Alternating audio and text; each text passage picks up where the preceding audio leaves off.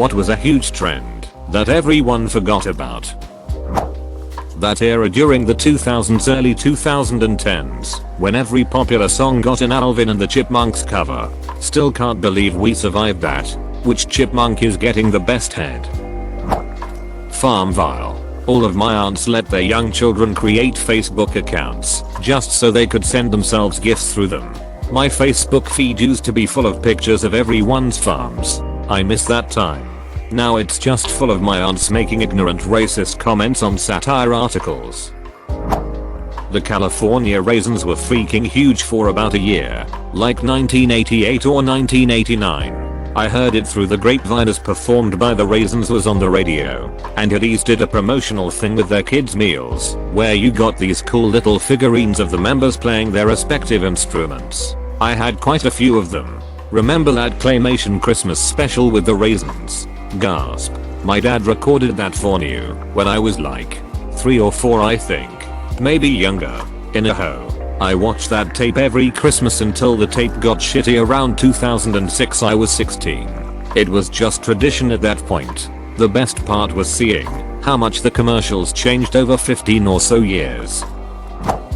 In the 1950s there was a fad that was teens seeing how many of themselves they could stuff into a phone booth. In the early 2000s, my brother and his friends found the phone booth at the dump and brought it to my parents' house. They used it for all kinds of shenanigans, including cramming people in while they were in high school. It was the highlight of the decor of his first apartment. I think one of his roommates took it when they moved out. When I started college in the mid-zeros, almost everyone had a BlackBerry, the Crackberry era. We'd be messaging each other on BBM all the time and all that shit. By senior year those phones weren't even a passing thought on our minds. It's impressive how quickly it changed. And all the phones you could slide out a full-size keyboard. It felt like such an upgrade not to have clicked a button several times for one letter. Though I did get super quick at texting using them, and felt so accomplished I could do it without looking down. Those rubber bracelets teenagers would wear that apparently had to do with sex. I hope someone knows what I'm talking about. Live Strong bracelets.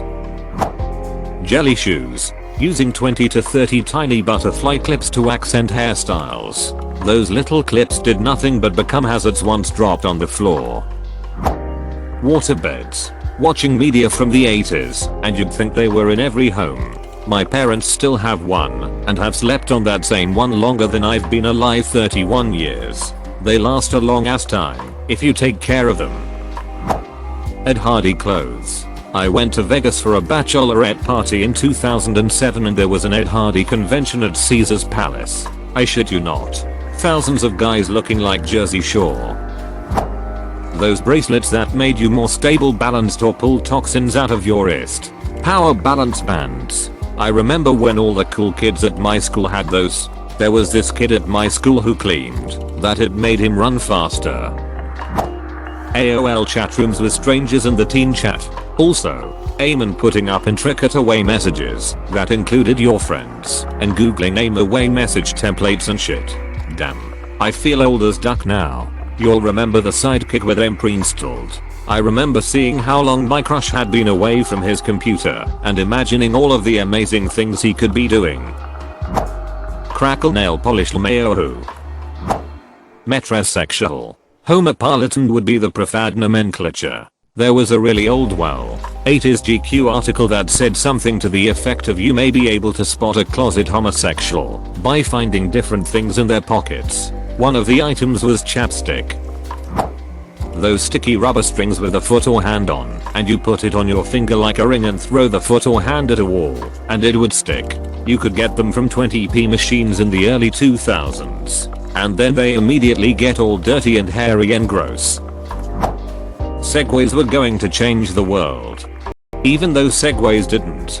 Their inventor, the guy who formed the company behind the Segway, Dean Kamen, has. Even though he's not normally recognized for it. You know, Coke freestyle machines were invented by him. They were based off one of his many medical inventions. Edit because everyone is bashing Dean Kamen for sucky freestyle machines. Kamen was only responsible for the initial design. Source link: a team of 6 engineers are responsible for what you have today. The freestyle machine was commissioned by Coca-Cola, so Kamen could afford to produce a new water purification device. Link: Dean Kamen's inventions aren't as simple as shitty Coke machines. No. He's invented many items that aren't as easily recognizable. Among these is the auto syringe, the first practical insulin pump, though it's used for chemotherapy as well for use by the general public. Link: He also started 4 levels of school robotics competitions that have gotten massive over the last few years. Dean Kamen is a fascinating dude. He was profiled on 60 Minutes a while back and has his own island, North Dumpling Island, that has seceded from the Union. His house there is equipped with helicopter hangars and secret passages. Really seems to be having the most fun amongst rich, successful people. Rainbow Loom. Everyone had like a gazillion different little rubber bands. I still find them around my house. Oh god. I worked at Michael's when these first hit the market and people went bananas. They were super strict about how many each store could get, when they could be on the floor, never using coupons on them. And naturally by the time supply caught up with demand the trend was dying, and we couldn't get rid of them. Butterfly clips. Cucumber melon bath and body works spray. Dream or grass spray from the Gap. Gaming websites in general. Barbie, Compiler Pocket, Missine, Cool Math Games, Pop Tropica, Webkins, Stardals, Jelga Games, although I'm pretty sure that last one game my computer viruses. I don't have any kids and my little sister is 14, so maybe it's just that I'm not around it. But I feel like kids don't play gaming websites anymore. The Lambda. Aka the Forbidden Dance circa 1991. Personalized ringtones. I rarely hear anyone with custom ringtones now. Bluetooth earpiece for calls. I use customized ringtones for each family member. Then again, I'm old. Ditto.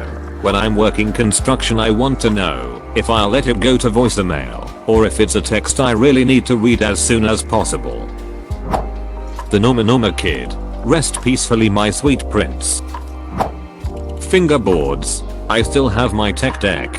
I had a whole park. When I was little I was all about it. I still have like 30 or so boards and 2 parks with some extra ramps and tools. I'm 33. Never got rid of them. Being older, I'm gonna go with Cabbage Patch Kids. I remember seeing moms about to brawl with each other over those damn things. Remember, each doll was different, so it wasn't just grabbing one off the shelf and being satisfied that you got one. People wanted to pick through every one on the shelf and find the one they liked the best. If 2 women saw the same one at the same time. Oh boy, here we go. Yeah. My sister had some Cabbage Patch dolls. I remember they had Xavier Roberts stenciled on their butt cheeks. What about Pound Puppies? Or Popples? LOL. Burning custom CDs. I'm still burning CDs, like it's 2003. Zoot suits. Girls wearing huge belts right under their breasts. Yes, I did take part on this as well. Edit since there has been some confusion about what I mean. Here are a couple of examples. Link. Yes, this was a thing. They were giant and we looked like pilgrims. There are so damn many trends in history that get forgotten about.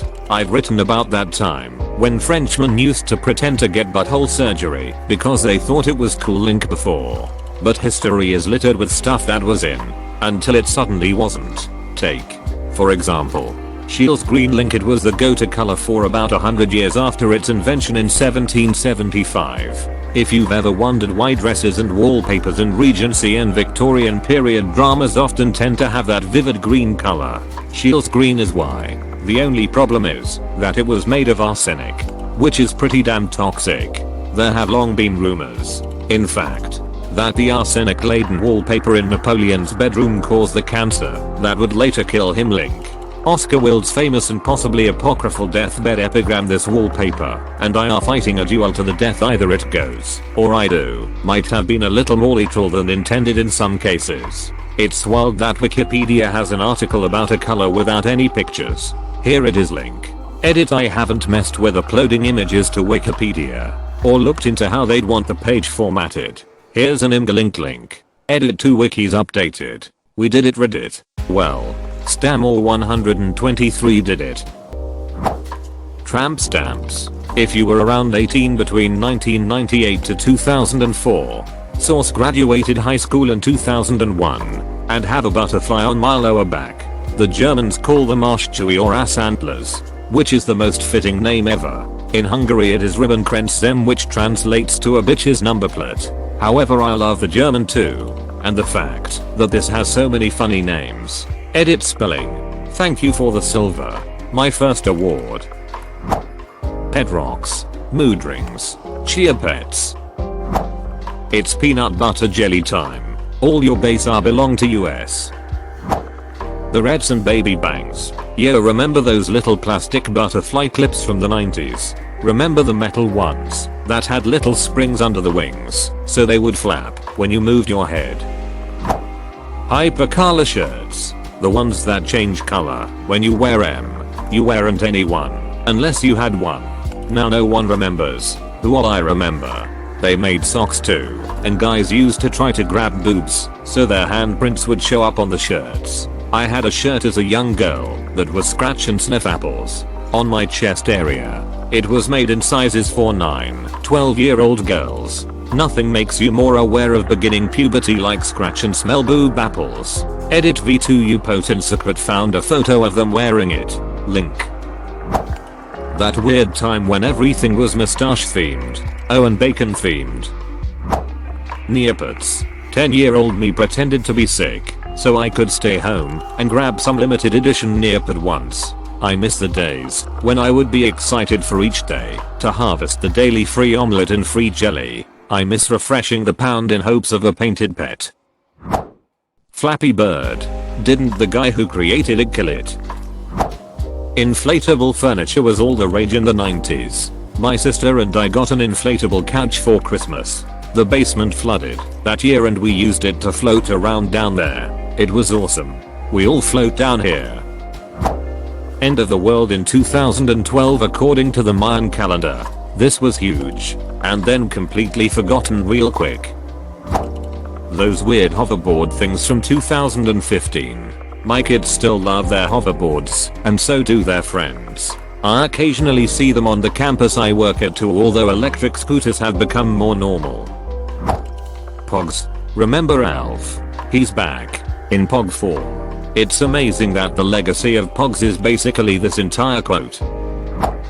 From a 90s early 2000s perspective as a girl. Scarves as belts. Glittery scarves. Bandanas. Pegs per clips as earrings. Flare jeans. Leopard print meant you were cool. Screensavers on brick phones. Bluetoothing them to friends. Singster at. Sleepovers. Joke books. The stress of Limuire. Hilary Duff and Mary Kate and Ashley themed movies, clothes, makeup. May those trends rest in peace and never come back. Hammer pants. Hypercolor shirts. Wrist slappers. Tickle Me Elmo. Furbies. Tamagotchis. Shirts with Looney Tunes characters. Shirts with gangster Looney Tunes. Candy necklaces. Baby bottle pop. Beanbag chairs.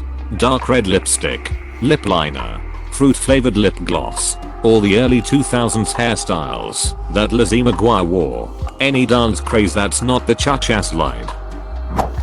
Mannequin challenge. Sticking hockey cards in new bicycle spokes to make noise.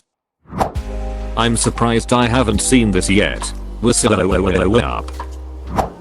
MLG meme video edits. Also those dumb GMOD Team Fortress 2 videos. And Minecraft machinimas. Duck. The narwhal bacons at midnight. I ducking hated that shit. Why the duck would I need a special way of identifying people that use Reddit, especially this idiotic sentence? If I want to know, I'll just ask if they use Reddit. Pokemon Go playing with thousands of people in Central Park in the first few weeks was amazing. Everyone walking around like actual trainers asking each other where they got such and such Pokemon was crazy. I lived in an apartment complex that had a nice park and walking trail when Pokemon Go came out. I used to go on walks every day at the trail, and when the game released, I saw so many people out and about playing it. It was exciting to see them. and I remember I just could not stop smiling about it. Heelys. Every single time I find myself walking down a smoothly paved hill, I think boy heelys sure would be the shit right now. This video of a grown-ass businessman using them to get around an airport fast as ducklink makes me think we're all chumps for walking all the time. Heelys made Home Depot and Costco trips with my parents enjoyable as heck. LOL. Soldier Boy. Edit, thank you for the silver award. I honestly meant 2007 Soldier where I learned about Supermaning hose. Didn't know he was still as relevant.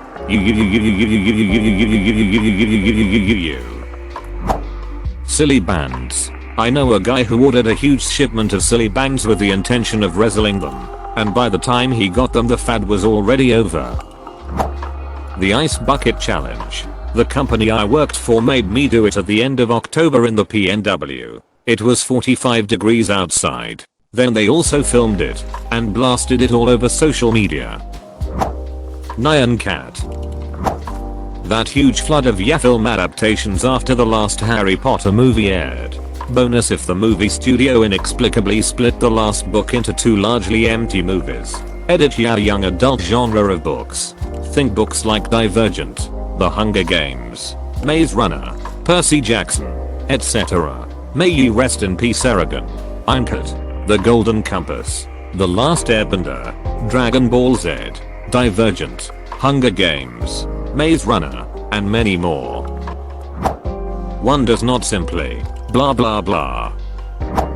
What does the fox say? Charlie bit my finger. The Cups song from Pitch Perfect. Cinnamon Challenge. Once people started dying it thankfully began to disappear. It lasted way longer than I think anyone expected though. Fidget spinners. Planking. Mannequin Challenge. Harlem Shake. Any meme older than 2 weeks. Company where I live recently gave away over 100,000 fidget spinners. Apparently they weren't selling anymore at all and were just taking up space in their warehouse. They still made an absolute killing on the ones they did sell though. Nope. Chuck Tester. Connie 2012. I actually did forget about this one. Stanky Leg Maduka. Minecraft Hunger Games. Tamagotchi. Welp. I tried to spell it right.